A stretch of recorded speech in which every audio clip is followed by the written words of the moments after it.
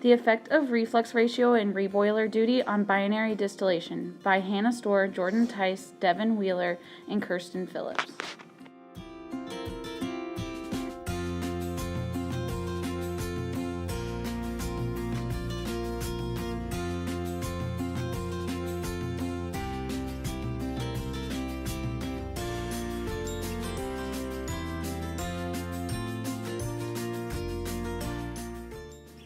Objectives for the distillation experiment are to determine the feed conditions for the distillation of methanol from isopropanol using a TXY diagram, demonstrate the separation experimentally using a distillation column, and compare results to an Aspen Plus simulation model.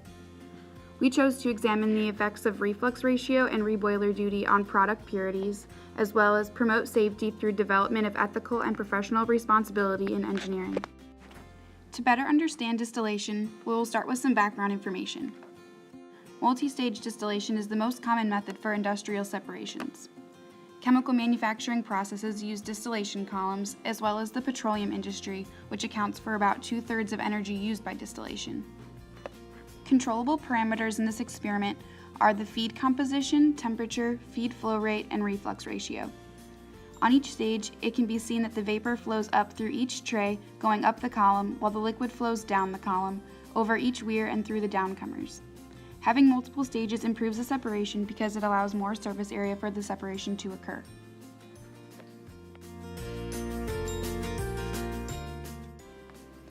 An important part about working in a lab and around chemicals and equipment is safety.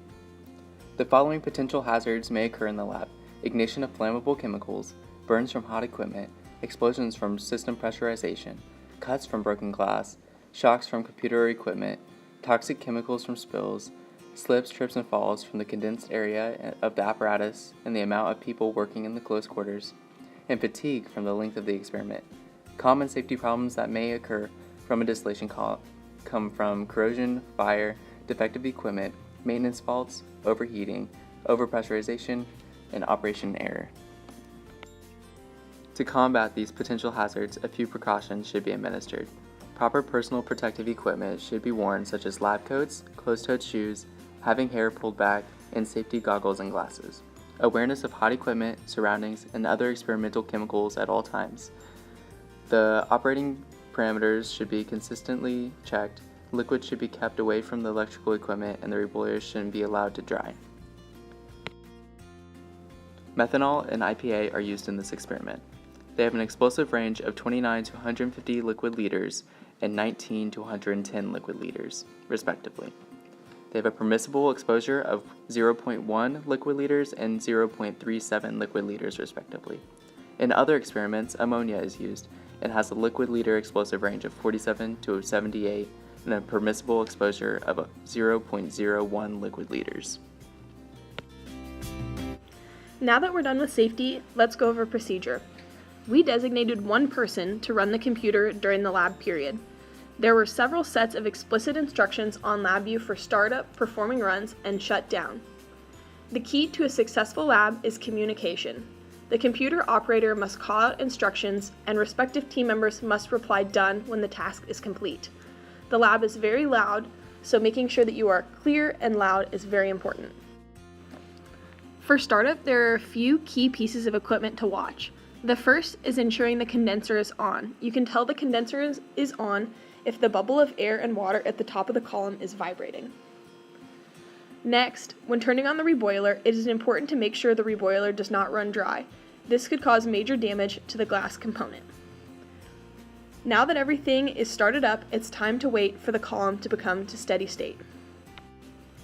To check if the column is at steady state, the feed rate, distillate composition, and bottoms composition all need to be checked.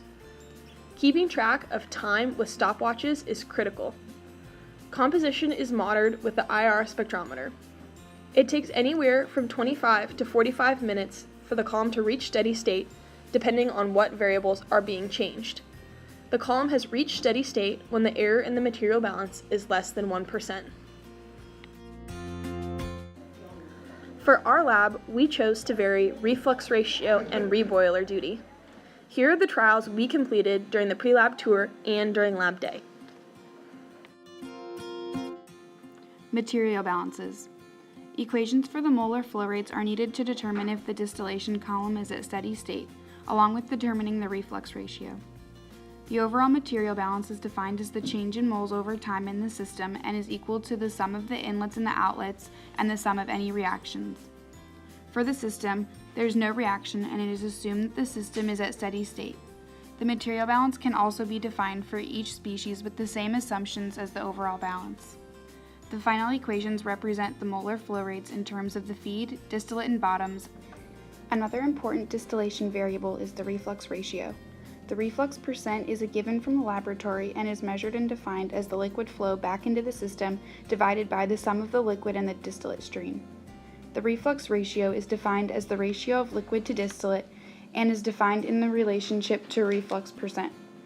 This equation is particularly important because reflux ratio will be needed for future calculations. Determination of the condenser and reboiler duties. There are two components of the distillation column that exchange energy throughout the system, the condenser and the reboiler. Both control volumes have the same assumptions. The systems are at steady state, so the time differential is 0. There is also no change in height or velocities between the inlet and outlet of the condenser, so the potential and kinetic energy terms are also equal to 0. Finally, the control volume is rigid and there is no shaft work, therefore the workflow of the system is negligible. The condenser removes heat from the system to liquefy the overhead vapor, so there is no heat entering the system. It can be assumed that the enthalpies of the distillate and liquid flow rate are the same because they have identical temperature, pressure, and composition. The final heat duty of the condenser is the overhead vapor flow rate multiplied by the difference in molar enthalpies of the overhead vapor and the distillate.